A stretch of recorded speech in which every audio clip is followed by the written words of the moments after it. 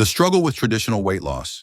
You spend hours at the gym focused, sweating through your shirt, cutting out bread, cutting out rice, and counting every calorie as if you were filling out a tax spreadsheet. But what happens? A few months later, the weight comes back and you are exactly where you started.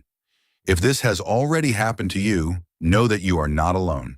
This occurs with 9 out of every 10 people who try to lose weight only with restrictive diets. And the fault is not your lack of willpower or lack of shame. The human body has been trained by 200,000 years of evolution for one single thing: surviving scarcity. Your brain does not understand that you want to have a defined abdomen for the summer. It understands that losing fat is a sign of risk of death by starvation. That is why 95% of diets fail in the long term. Your metabolism slows down and the hunger hormone, ghrelin, explodes, forcing you to eat. It is an unbalanced fight against your own instinct. The Japanese paradox in lifestyle design. But here is the point that will make you reflect. Look at Japan. The obesity rate there is only 4.5%, one of the lowest in the modern world. In Brazil, the reality is alarming and growing. According to data from the Ministry of Health, through the Vigil survey, 24.3% of Brazilian adults are already in the obesity range. If we consider overweight, the number jumps to more than 60% of our population. This means that our obesity rate is 5 times higher than the Japanese one. And the detail that no one tells you, the Japanese do not live on crazy low-carb diets or extreme fasts. They eat rice, noodles, and bread every day. Furthermore, only 3% of the Japanese population attends the gym, while in Brazil the number of gyms only grows, but the population continues to gain weight. Their secret is not a magic pill or superior genetics. It is called lifestyle design. These are habits so ingrained that they do not even realize they are doing them. Here are 7 scientific habits that the Japanese follow and that you can start applying to your Brazilian reality today to reprogram your body and mind. Habit 1. Re-educate your palate. In Japan, food education called chikuiku starts in preschool. Children do not just eat. They learn about nutrition, where food comes from, and how it affects the body. School meals are prepared on the spot with fresh ingredients and many vegetables. There are no soda machines or snacks in schools. Meanwhile, in Brazil, the scenario is a hunger for ultra-processed foods. Data from IBGE shows that the consumption of ready-to-eat foods and sugary drinks among young Brazilians has doubled in recent decades. We were trained from an early age to love excess sodium and hidden sugar, but neuroscience proves that the palate is a plastic habit. Just as you learn to like bitter coffee or beer as an adult, you can retrain your brain. The secret is gradual exposure. Start by replacing just one industrial snack with a fruit or real food per week. Slowly, your taste buds recover and you return to feeling the pleasure of real food. Habit 2, the rule of 80%. There is an ancient teaching in Okinawa, the land of centenarians, called Harahatibu. It says, coma até estar 80% satisfeito, or eat until you are 80% satisfied. In Brazil, we were culturally educated with the phrase, eat everything so nothing is left on the plate, or you cannot waste. This disconnects us from our body's real satiety signals. Science explains that there is a delay in communication between the stomach and the brain. It takes about 20 minutes for the satiety signal to reach the hypothalamus. If you eat until you feel totally full, you have already eaten too much. By stopping when you feel that a little more would fit, you avoid those 300 or 400 extra calories, which are exactly what the body stores as fat. It is a matter of learning to hear the signal of comfort, not the signal of being stuffed. Habit 3, environmental design. Behavioral psychology states that the environment chooses for you much more than your will. In Japan, street convenience is based on fresh lunch boxes, rice, and vegetables. In Brazil, our quick convenience is the bakery display, coxinha, fried snacks, grilled bread, and empanadas. Willpower is a limited resource. It gets exhausted throughout a stressful day of work. Therefore, do not fight it.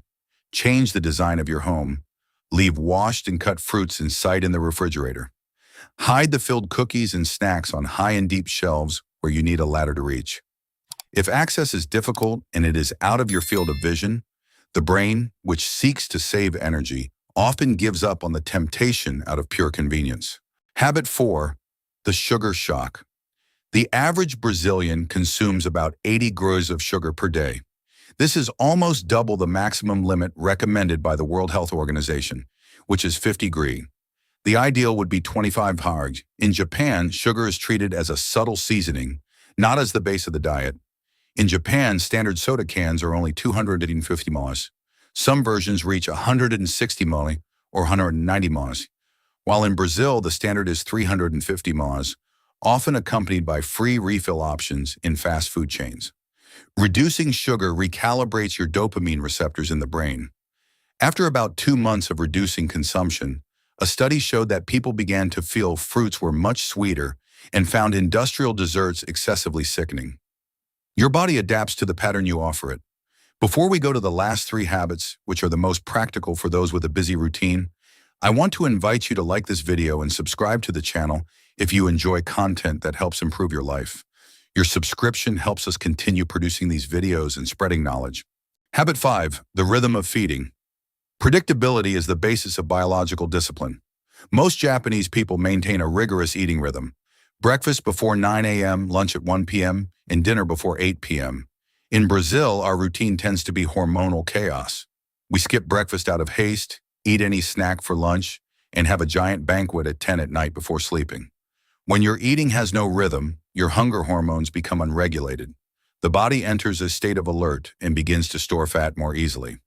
Fixed times teach your metabolism to relax, knowing exactly when the next fuel will come. This drastically reduces compulsive emotional hunger attacks. Habit 6, natural movement. Here is one of the biggest cultural differences. The Japanese do not focus on working out to burn calories. They simply move. They walk to the subway station, climb stairs every day, and use bicycles for simple neighborhood tasks. In Brazil, sedentary behavior affects almost half of the adult population, and we are very dependent on the car even for short trips of 500 kilometers. Science calls this neat, non-exercise activity thermogenesis. Small movements added up throughout the day, such as cleaning the house, walking while talking on the phone, or using the stairs instead of the elevator, burn much more calories than that 1 hour of gym you do 3 times a week. Swapping the elevator for the stairs or taking a 10-minute walk after lunch helps control the blood glucose spike and accelerates your metabolism constantly and without stress. Habit 7, mindfulness and the power of the hashi. In Japan, eating is a moment of respect and presence. You will hardly see someone eating while walking or glued to their cell phone while chewing. The use of chopsticks and hashi has a neglected biological function. They force you to take small portions and chew more times before swallowing.